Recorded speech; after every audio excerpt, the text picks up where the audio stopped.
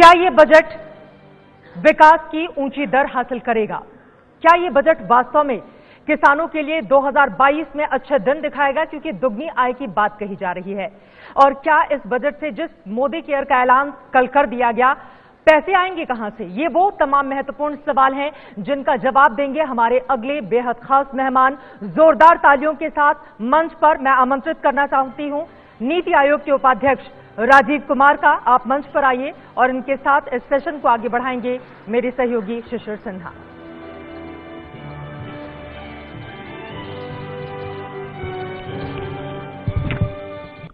बहुत बहुत स्वागत है सर आपके इस खास आयोजन में। मेरा बहुत बेसिक सा सवाल है आपसे शुरू में, ये बजट आप एक अर्थशास्त्री के तौर पर किस तरह से देखते हैं? हाँ, अर्थशास्त्री के संबंध से, उस नजरिए से ये बजट शायद पहला बजट है जो कि कोशिश कर रहा है कि हमारी अर्थव्यवस्था आइंदा एक बहुत ही स्टेबल और हाई ग्रोथ ट्रेजेक्टरी पर आ सके। इसको मुझे बताना चाहिए क्यों कह रहा हूं मैं ये, क्योंकि जो सबसे बड़ी चीज इस बजट की जो मैं समझता हूं वो दो हैं। पहली चीज जो है वो जो आपने जिसकी जिक्र भी हुआ, कई जगह हो भी रहा है, कि पहली बार हमारा जो पूरा पॉलिसी अटेंशन है सेंटर, और उसका जो फ्रंट एंड सेंटर जिसे कहते हैं सबसे बड़ा, वो कृषि क्षेत्र को हुआ, वो ग्रामीण क्षेत्र को हुआ। और ये पहले इसके बारे में बातें हमेशा होती थी, हमेशा लफाज होती, मगर जिस तरह का इसको इस समय जो ध्यान दिया गया और जो नीतियां बताई गई हैं, उसका सबसे बड़ा जो फर्क है वो ये है कि हम उत्पादन से हटकर हम किसान की आय और आमदनी की बात कर रहे हैं, और हम रूरल लाइवलीहुड्स की बात कर रहे हैं। और अगर हम आप देखें पिछले 7 दशकों में हमारा ये जो क्षेत्र है, हमारा ये जो सेक्टर है, वो पिछड़ गया है। इसको हम नहीं डिनाई कर सकते हैं। 50% लोग इस क्षेत्र में लगे हुए हैं, 16% से कम हम जीडीपी इसमें इस्तेमाल करते हैं। एक भगदड़ मची हुई है कि कैसे वहां से छोड़कर इसको भागें, और वहां से न भागने को मिलता है, न रहने को मिलता है। और किसान की आपदा और विपदा बहुत बहुत रियल है, और वो इस वजह से है कि जो उसकी प्रोडक्टिविटी और जो उसके इनकम लेवल्स हैं, वो देखता है कि वो जो हम लोग शहरों में रहते हैं उससे कहीं कम है। अपने बच्चों को वो कोशिश करता है कि निकल जाए वगैरह, और साथ में ये भी है कि उसकी ज़मीनें फ्रेगमेंट होती जा रही हैं, छोटी होती जा रही हैं, हमारी एक्सटेंशन सर्विसेज उसके लिए ख़राब होती जा रही हैं। तो अगर उसकी आमदनी नहीं बढ़ी, अगर इन 50% लोगों की आमदनी एक सेकुलर रूप से एक लगातार बढ़ती हुई नजर नहीं आई, तो हमारी अर्थव्यवस्था में हमेशा वोलेटिलिटी रहेगी। इसीलिए हम हमेशा से देखते आए हैं कि हमारी अर्थव्यवस्था हमेशा बूम और बस्ट के साइकिल से जाती रहती है। ग्रोथ होती है, साथ में इन्फ्लेशन बढ़ जाता है, इन्फ्लेशन बढ़ता है, उसके बाद उसमें कर्व लगाया जाता है, फिर नीचे जाती है। और सबसे बड़ी वोलेटिलिटी अगर आप देखें, अगर कृषि क्षेत्र में है तो वो है कृषि क्षेत्र में है। तो ये वोलेटिलिटी का मतलब ये कि अगर आप 8, 9, 10% की ग्रोथ आइंदा चाहते हैं, तो आपको कृषि क्षेत्र, आपको किसान की आमदनी बढ़ाए बिना आप ये ग्रोथ हासिल नहीं कर सकते, क्योंकि ग्रामीण क्षेत्र की ही डिमांड और ग्रामीण क्षेत्र की ही उत्पादकता और प्रोडक्टिविटी आपका आसार, आपकी नींव बन सकती है आगे गति को बढ़ाने के लिए। मैं आपको एक आखिरी चीज बताना चाहूँ। दूसरी चीज वो ये है कि आमदनी को डबल करना, ये कल से मैं सुन रहा हूँ बहुत सारे चैनल्स में, और बड़े बड़े मतलब जानकार लोग कह रहे हैं 2.5% से ग्रोथ होती है तो उसमें तो 22 साल लगेंगे, और 12.5% से ग्रोथ होती है तभी हो पाएगा ये। अरे भाई, ये आप उत्पादन की बात कर रहे हैं। और मैं इसका एक उदाहरण देके खत्म करता हूँ शिशिर, वो ये है कि एक किसान जो टमाटर उगा रहा है, वो कई बार ऐसा होता है कि टमाटर को उसको फेंकना पड़ता है, क्योंकि वो बाजार तक ले जाने की उसको लागत नहीं मिलती है। अगर उसी किसान को या उस किसान समूह को, क्लस्टर को, आप एक बहुत ही सस्ती सी कैनिंग मशीन दिलवा दें, जिससे कि वो टमाटर की जगह टमाटो प्यूरी बन जाए, और उसका आप 6000 करोड़ सालाना आयात करते हैं, क्योंकि पिज्जा के ऊपर सब लगती है, तो उसकी आमदनी चौगुनी हो जाएगी। तो ये चीज है कि हम इसको इस तरह, अगर हम पहली बार किसान को प्राइमरी कमोडिटी प्रोड्यूसर से बदलकर एग्रो प्रोडक्ट प्रोड्यूसर बना दें तो हमारा किसान सक्षम हो जाएगा और उसकी आमदनी बढ़ जाएगी। हमें उसको एक नए आयाम में, एक नवीन आर्थिक व्यवस्था में, और उसको हमें जो मेन स्ट्रीम और ग्लोबलाइज्ड एंटरप्राइज इकोनॉमी है उसमें लाना है, ना कि ये सिर्फ कह कर कि हम लोग हमेशा तो उसको जो पूरा नजरिया है उसको बदलना पड़ेगा। और तभी, और ये बजट पहली बार इस बजट ने इस बात को साफ साफ कहा है और इसके लिए कुछ कदम उठाएं। आपने किसानों की आय दोगुनी करने की बात की, एक कमेटी बनाई गई थी, उसकी रिपोर्ट अभी तक तैयार नहीं हो पाई है। 3 साल और बचे हुए हैं 2022 में। कैसे होगा लक्ष्य पूरा 2022 तक दोगुना करना? 5 साल बचे हुए हैं, 18, 19, 20, 21, 22 खत्म होते हाँ, पहली बात तो 5 साल बचे हुए हैं। दूसरी चीज है कि कमेटियां बनती हैं और कमेटियों की रिपोर्ट से आय नहीं बढ़ती है। अभी जो चीज हुई है वो ये है कि लेकिन समस्या तो ये है कि हम अमल तभी करते हैं जब कमेटी की रिपोर्ट आ जाती है। ये चीजें सब पुरानी थी। अब बहुत सारी जनधन के लिए कोई कमेटी नहीं बनी, ना कि सौभाग्य के लिए कोई कमेटी बनी, ना उज्ज्वल के लिए कोई कमेटी बनी। ये चीजें हो गई और हो रही हैं, और इसके लिए भी अब आप देखेंगे कि ये चीज भी होगी और होना शुरू हो गई है। मतलब मसलन के तौर पे एक छोटा सा हमारा जो एक्सपेरिमेंट है वो हमने शुरू किया है और उस पर हम आगे काम करेंगे कि नीति आयोग में हमने 10 पायलट प्रोजेक्ट शुरू कर दिए और हम ये चाहते हैं कि 10 पायलट प्रोजेक्ट, क्योंकि मैं आपको बताऊं, पहले यही बता दूं कि 10 पायलट प्रोजेक्ट हम 10 डिफरेंट एग्रो क्लाइमेटिक कंडीशंस में लेंगे। इसमें हमने एक टास्क फोर्स बनाया है जिसका कि मतलब लीडर जो हैं वो कृषि मंत्रालय से हैं, उसमें एग्रो प्रोसेसिंग के लोग भी जुड़े हुए हैं, उसमें हमारे कॉमर्स के, इंडस्ट्री के भी लोग हैं, हमारे नीति आयोग से भी लोग हैं और प्राइवेट सेक्टर से भी हैं। और वो ये करेंगे कि वो 10 सोशल एंटरप्रेन्योर्स छांटेंगे जो कि इन 10 एग्रो क्लाइमेटिक कंडीशन में सोशल एंटरप्रेन्योर्स किसानों को जोड़कर बिना उनकी जमीन से उनकी मिल्कियत को अलग किए, उनकी मिल्कियत जैसी है वैसी रहकर, जैसे कि सह्याद्री कोऑपरेटिव का आपने नाम सुना, बड़ा भारी एक्सपेरिमेंट हो चुका। इसीलिए इस बार बजट स्पीच में एफपीओस का जिक्र पहली बार आया, उनकी आयकर भी माफ कर दी गई वगैरह।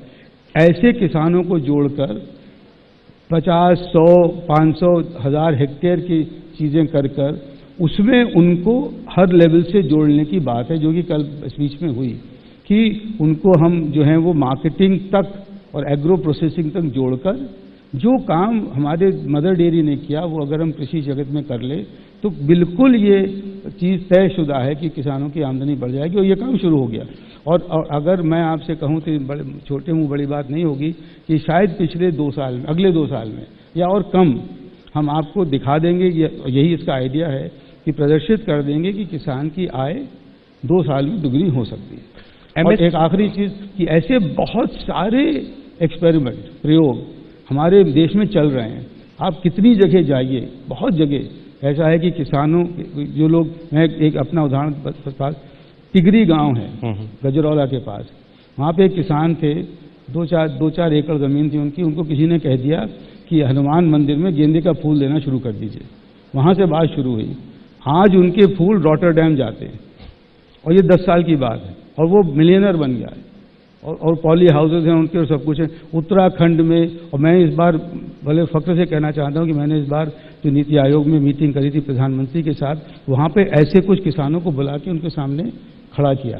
ओके सर, एमएसपी को लेकर के नीति आयोग को कहा गया है कि वो इसके लिए एक फॉर्मूला सजेस्ट करे, कब तक जो है ये फॉर्मूला आप तैयार कर लेंगे और क्या कुछ खास हो सकता है अगर उसका जिक्र अगर आप कर सकें यहाँ पे? तो ये कल ही सुना हमने और इसमें आज का आपका सवाल है तो उसका तो उत्तर देना बड़ा मुश्किल है ना। तो इस पर हमें भी मौका दीजिए कि हम कमेटी बना लें। कुछ कमेटी बजट में जिस चीज का जिक्र होता है उसके पहले शुरुआती विचार विमर्श तो होता ही है। शुरुआती विचार होता है, जरूर होता है, मगर इस पर जो सच बात यह है कि इसमें कुछ हमारे अंदर हम लोगों का एक वाद विवाद सा चल रहा है और उसमें ये बात तय नहीं है इसलिए कि इसको किस शक्ल में और कहाँ देखना चाहिए।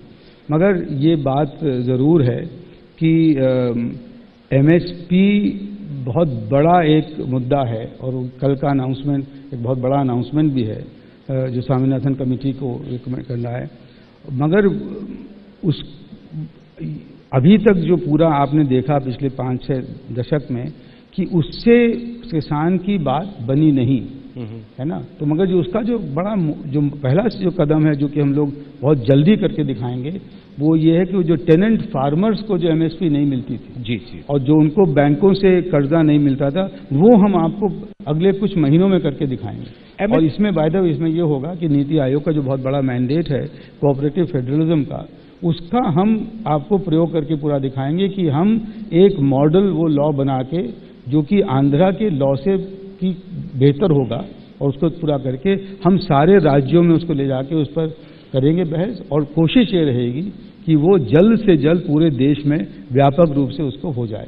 सर ये बहुत बड़ा काम होगा। हाँ नहीं बिल्कुल। एमएसपी में एक बात ये भी कही जा रही है कि लागत से मतलब जो 1.5 गुना तक करने की जो बात है, ये एक शॉर्ट टर्म एक थोड़े समय का ये एक राहत तो नहीं है, लंबे समय तक तो ये रास्ता जो है वो बहुत कारगर साबित नहीं हो सकता एमएसपी का। देखिए इसमें मैं कुछ टिप्पणी नहीं करना चाहता हूँ इस समय, क्योंकि मैंने जैसे कहा कि कल ही सुना है मैंने और उसके बाद मुझे थोड़ा सा मौका दिया, उसके बाद बात करते हैं। एक और सवाल मैं इसी से जुड़ा हुआ पूछूंगा आपसे। एमएसपी को लेकर के हमेशा कहा जाता है कि महंगाई बढ़ाने वाला ये होता है, क्योंकि महंगाई दर अभी बढ़ी हुई है, इसका असर तो नहीं पड़ेगा? ये इस बात पर मुनस्सर है कि आपका पब्लिक डिस्ट्रीब्यूशन सिस्टम कितना एब्जॉर्ब कर सकता है आपकी अपनी सब्सिडी, क्योंकि जो भी देखिए अभी भी ये है कि किसानों को जो मूल्य दिया जाता है और जो उपभोक्ताओं को जिस दाम पर सामान मिलता है खाने को, उसमें बहुत फर्क है जी, और यही चीज अभी भी होगी। तो इसलिए एमएसपी का इन्फ्लेशन से कोई डायरेक्ट ताल्लुक नहीं है, क्योंकि कंज्यूमर प्राइस इन्फ्लेशन इंडेक्स वो होती है जिसमें कि बाजार से आपको माल खरीदना पड़ता है। अगर मान लीजिए बाकी कुछ राज्यों की तरह हर राज्य में ये बात हो गई कि सभी व्यक्तियों को चंद रुपए में गेहूं और चावल मिलने लगेगा तो सीपीआई पे कोई असर नहीं पड़ेगा, उसका असर फिस्कल बैलेंस पे पड़ेगा। मगर अगर आपका फिस्कल बैलेंस भगवान की कृपा से इतना अच्छा होता जा रहा है कि आप ये करते हैं तो करते रहेंगे, तो ये जो एक 1-to-1 कोरिलेशन हम लोग एमएसपी से लगाते हैं वो मेरे ख्याल में जायज नहीं है। इस बजट की एक और खास बात है मोदी केयर। मोदी केयर जो हेल्थ बेनिफिट, नाम अच्छा नहीं, नाम अच्छा है मोदी केयर, अच्छा नहीं है नहीं, क्योंकि ये नकल है ओबामा केयर की, और कोई भी नकल जो वो अच्छी नहीं होती। चलिए आप मोदी केयर नहीं कहना चाहते हैं तो चलिए मैं ये कहता हूं कि स्वास्थ्य बीमा योजना की अगर मैं बात करूं, बहुत बेहतर चीज ये है। मेरा उसका पूरा नाम हिंदी का वो है ना, वो NHMP राष्ट्रीय स्वास्थ्य बीमा योजना। ठीक है सर, मेरा बहुत बेसिक से सवाल है, पैसे कहां से आएंगे? पैसे कहां से आएंगे? देखिए इसमें पैसे की पता नहीं, कल मेरे बड़े अजीज और वरिष्ठ दोस्त नितिन देसाई ने भी बात उठा दी कि भाई 5 लाख रुपए हर एक को देंगे और 50 करोड़ हैं तो कहां से आएगा पैसा, इस तरह की बात। भाई ये जो 5 लाख की बात है वो तो कवर की बात है ना, ये तो कवर की बात है ना, इसमें इसका ये खर्चा तो नहीं होगा ना, इसका खर्चा तो प्रीमियम में होगा। सर ये एक भ्रम सी स्थिति बनी है कि क्या ये बीमा पॉलिसी है या रिइंबर्समेंट है? एक भ्रम की स्थिति बन गई है कि क्या ये एक बीमा पॉलिसी है या फिर हम जो खर्च कर देंगे उसका भुगतान होगा? दोनों में से कुछ भी हो, दोनों में से कुछ भी हो, मगर भगवान की कृपा से हमारे हर व्यक्ति को, जो ये 10 करोड़ परिवार हैं, उसमें हर परिवार में से ऐसी बीमारी नहीं होगी ना, और ऐसी बीमारी नहीं हुई तो इसमें हर समय जो है एक प्रोबेबिलिटी डिस्ट्रीब्यूशन होता है जिसके आधार पे सारी स्कीम्स चलती हैं। और अगर एक बार को मान लीजिए कि अगर ये बीमा योजना है जैसे कि RBSY थी, या जैसे यशस्विनी थी, या योगेश्वरी थी, और जैसे कि अभी तमिलनाडु में चल रही है, और ये इसके देखिए मैं आपको इसे नाम इसलिए ले रहा हूँ कि ये सारे उदाहरण बड़े सक्सेसफुल उदाहरण हमारे देश में रह चुके हैं, तो इसलिए कोई बड़ी भारी रॉकेट साइंस भी नहीं है। तो अगर ये बीमा योजना है तो इसका जो प्रीमियम है वो चंद रुपए ही होगा, कुछ चंद हजार रुपए होगा, तो उसकी जो कॉस्ट है वो तो बहुत बड़ी नहीं होगी। हमने जो मोटा माटी हिसाब, इसमें काफ़ी जोर से नीति आयोग में डॉक्टर विनोद पाल के लीडरशिप में बड़ा भारी बहुत ज़माने से काम हो रहा है, इसमें बड़े हमारी टीम ने काफ़ी योगदान दिया है स्वास्थ्य मंत्रालय को। तो उसमें हम लोगों ने देखा यह है कि शायद अगर पूरी तरह से जब ये स्कीम चलने लगे तो उसका शायद 4,600 करोड़ का ये खर्चा आएगा, और इसके लिए तो पैसा पर्याप्त है क्योंकि 1% सेस आप दे रहे हैं जी, medical health and education cess जो 11,000 रुपए उसमें से करोड़ उसमें आने की अपेक्षा है। तो ये जो सवाल बार बार लोग उठा रहे हैं कि पैसा आएगा कहाँ से, शो मी द मनी, बहुत अच्छी अंग्रेजी बोली जा रही है इससे, ये बिल्कुल बेतुकी और बेमाने मतलब इसमें कोई तुकी नहीं है इसमें सारी बात। चलिए, दर्शकों के कुछ सवाल आए हैं। एक सवाल पंकज सिंह साहब हैं, इन्होंने वापस हमें कृषि पर ले गए हैं। इनका कहना है कि सरकार सीमित फसलों की ही खरीद करती है, बाकी का क्या होगा? सिविल मतलब गिनी चुनी फसलों की ही खरीद करती है, बाकी का क्या होगा? हाँ, इस पे कोई सॉल्यूशन, इसका कोई समाधान? देखिए, इसमें जो है ना वो सॉल्यूशन, शुरुआत है उस सॉल्यूशन की। ये बिल्कुल जाहिर बात है कि एमएसपी 24 फसलों के लिए चलती है, जिसमें शुगरकेन शामिल है, गन्ना शामिल है और बाकी सैकड़ों चीजें ऐसी हैं जो, तो उसका जो पहली शुरुआत है वो है ये ऑपरेशन ग्रीन से। वो ऑपरेशन ग्रीन में 500 करोड़ रुपए दिए गए हैं आपके टमाटर और प्याज, नहीं, आलू और प्याज खरीदने के लिए जी। तो बात यह है कि हमें कोई ना कोई प्रोक्योरमेंट की प्रणाली अपने पेरिशेबल प्रोडक्ट्स के लिए लगाना पड़ेगी ही, और या तो प्रोक्योरमेंट प्रणाली लगाना पड़ेगी या फिर किसी तरह से इन किसानों को डायरेक्ट बाजारों से और उपभोक्ताओं से जोड़ना पड़ेगा। मैं एक अपने जाति उदाहरण से मैं दे सकता हूँ ये बात कह सकता हूँ बिल्कुल कि छोटा सा खेत है हम लोगों का, परिवार का। हमने लौकी 98 किलो भी बेची और हमने लौकी 8 रुपए किलो भी बेची। इतना फर्क है। खेत पे बेची जब आके ले गया आदमी तो मतलब वो पन्नी में लगाते हैं और एक पन्नी में 30 किलो आता है। यहाँ पे तो आप लोग कोई शायद कृषि से बिल्कुल जुड़े हुए नहीं होंगे तो आपको ये सब पता नहीं होगा, मगर वो पन्नियों में बिकती है। एक पन्नी में 20 किलो आता है, वो उसके दाम लगाते थे, हाँ 20 किलो चलो 10 रुपये दे देंगे, और उसको देना पड़ा क्योंकि हम उसके बाजार ले जाने को तक नहीं थे। मगर जब हमें कॉन्ट्रैक्ट मिल गया दिल्ली मंडी समिति से, हमने वही जरा से छांट कर 8 रुपए किलो बेची। तो आप फर्क देखिए। तो अगर ये चीज़ हो जाएगी तो मुझे लगता है कि ये जो प्रोक्योरमेंट की प्रणाली आपको बढ़ाना पड़ेगी, साथ में आपको पोस्ट फार्म गेट के बाहर जो लॉजिस्टिक्स है उसको बहुत जल्दी से बढ़ाना पड़ेगा। और ये जो 22,000 हाट की बात करिए ना, जी जी, ये बहुत बड़ी बात है, क्योंकि अगर ये हाट हो गए और मॉडर्नाइज हो गए और इनमें किसान जाके सीधे उपभोक्ताओं से मिलने लगा तो उसके एक बिल्कुल नई दुनिया उसके लिए खुल जाएगी। एक सवाल हमारे सहयोगी हैं रक्षित, इन्होंने भेजा है कि एमएसपी 1.5 गुना देने के फॉर्मूले में क्या जमीन का किराया भी शामिल होगा? अगर जमीन का किराया प्रोडक्शन कॉस्ट में जोड़ा जाता है तो इसका फायदा किसानों को होगा? देखिए, इसके बारे में मेरे को बिल्कुल सफाई नहीं है, मगर ये प्रणाली जो है वो पिछले 30-40 साल से तो चली रही है जी। और क्योंकि ये commission of agriculture cost and prices है, उसकी एक बहुत वर्कड आउट मेथोडोलॉजी है, उसमें सारे कॉस्ट कंपोनेंट्स होते हैं। किराया मुझे नहीं पता, मगर ये मालूम था कि फैमिली लेबर की कॉस्ट, अपॉर्चुनिटी कॉस्ट उसमें अब जुड़ने लगी है। ओके। मगर जमीन का किराया होता है कि नहीं होता, ये मुझे इसके बारे में ज्यादा सफाई नहीं है, मगर ये देखने की बात। एक मुद्दा बजट में ये भी आ रहा है कि हमने कस्टम ड्यूटी कई चीजों पर बढ़ाई है, क्या हम वापस संरक्षणवादी नीति की तरफ बढ़ रहे हैं?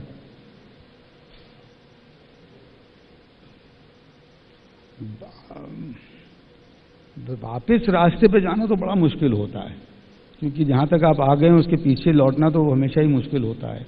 ये मेरे ख्याल में एक बहुत ही ट्रांजिटरी कदम है, और ये ट्रांजिटरी कदम इसलिए क्योंकि कुछ हमारी इंडस्ट्री सेक्टर्स ऐसे हैं जिनमें ये आशा की जा रही है कि बहुत तेजी से उत्पादन और रोजगार दोनों बढ़ सकते हैं जी, और इस समय वो आयात से बिल्कुल उनको मार पड़ी हुई है जी। तो उसको कुछ राहत देने के लिए कुछ खास अमुक क्षेत्रों में ये चीज करी गई है, और मुझे नहीं लगता कि ये किसी भी तरह से व्यापक रूप से बढ़ पाएगी, क्योंकि हम ऑलरेडी इतनी हमने अंतर्राष्ट्रीय अपनी जो है वो ट्रेड पैक्ट्स किए हुए हैं, ट्रेड एग्रीमेंट्स किए हुए हैं कि अगर हम चाहें भी तो शायद ये नहीं कर पाएंगे। और इसमें कोई ना कोई व्यक्ति मुझे लगता है जल्दी WTO में भी जाएगा, उसमें बातचीत चलना शुरू हो जाएगी। मगर मेरी जहन में, क्योंकि देखिए मैं शुरू से एक ट्रेड लिबरलाइजेशन का आदमी रहा हूँ, 91 में मैंने बहुत बड़ा काम वित्त मंत्रालय में किया था, तो मैंने अपने हाथ से ये टैरिफ रिडक्शंस करवाए थे, तो मैं इसका सहभागी अभी फिलहाल नहीं हूँ। मगर इस चीज़ का ज़रूर मैं साथ देता हूँ कि अगर कोई अमुक क्षेत्र आपका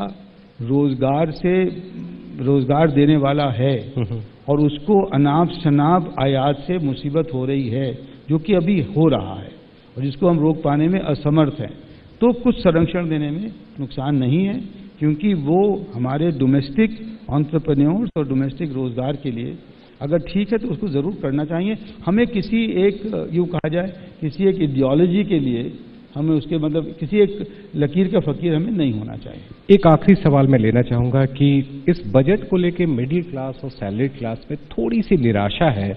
उनको लगता है कि इस बजट ने हमें दिया कुछ नहीं बल्कि ले लिया हमसे ज्यादा। ले लिया, हमसे ज्यादा लिया क्या? उनका कहना है कि जो सेस लगाया गया वो मध्यम इनकम टैक्स के ऊपर जो सैलरी क्लास है। देखिए, बात यह है कि सबसे जहां से शुरुआत मुझे करना है वो ये है कि ये 40,000 वगैरह तो खैर दुगना है, ज़्यादा नहीं है। पहले मेडिकल और ट्रांसपोर्ट आता था उसमें हो गया, मगर सबसे बड़ी जो चीज़ हमने मध्यम वर्ग को दी है, ये जो 10 करोड़ परिवार है ना जिनका कि इलाज का खर्चा सरकार ने अपने ऊपर ओढ़ लिया है, इसमें केवल 3.5 या 4 करोड़ परिवार ऐसे हैं जो कि गरीबी रेखा के नीचे हैं जी, जिनको कि हम किसी वजह से मध्यम वर्ग का हिस्सा नहीं मानते हैं। हालांकि उनकी सारी आकांक्षाएं और एस्पिरेशन मध्यम वर्ग की ही होती हैं जी। अगर उनको छोड़ भी दें तो 3.5 को घटा के 6.5 करोड़ परिवार, यानी कि 6 पंजे 30 करोड़ लोग मध्यम वर्ग के अब अपनी बीमारी हारी का पूरा जिम्मा सरकार को सौंप सकते हैं। इससे बड़ा क्या दे सकती थी सरकार? अगर वही वाली बात है कि जो भी वर्ग हमारा होता है हिंदुस्तान में, अपेक्षाएं ज़्यादा होती हैं और उनको सुनना पड़ता है। तो मेरी उनसे प्रार्थना ये है कि इस समय ना करें, क्योंकि एक तो वो चीज़ बहुत बड़ी हो गई और दूसरी ये जो 12% हमने एम्प्लॉयमेंट की सब्सिडी दी है जी, रोजगार के लिए कि EPFO सरकार देगी, उससे मध्यम वर्ग को ही फायदा होगा। चलिए, तो मेरे ख्याल में मध्यम वर्ग से कुछ लिया तो है ही नहीं और मेरे ख्याल में काफ़ी दिया गया। चलिए, हम उम्मीद करते हैं कि आपकी बातों से मध्यम वर्ग और वेतन भोगियों को कुछ अच्छी खबर सुनने को जरूर मिली होगी। बहुत बहुत धन्यवाद हमसे बातचीत करने के लिए और तमाम जो बजट से जुड़े सवाल हैं उनका जवाब देने के लिए। 1 मिनट और चाहेंगे, आप मंच पर बने रहें हमारे साथ। बिल्कुल। अब टोकन ऑफ अप्रिसिएशन के लिए मैं ABP news network head spotlight Ravi Kudesia को मंच पर आमंत्रित करना चाहूंगी। आप आइए और हमारे बेहद खास मेहमान को सम्मानित करें।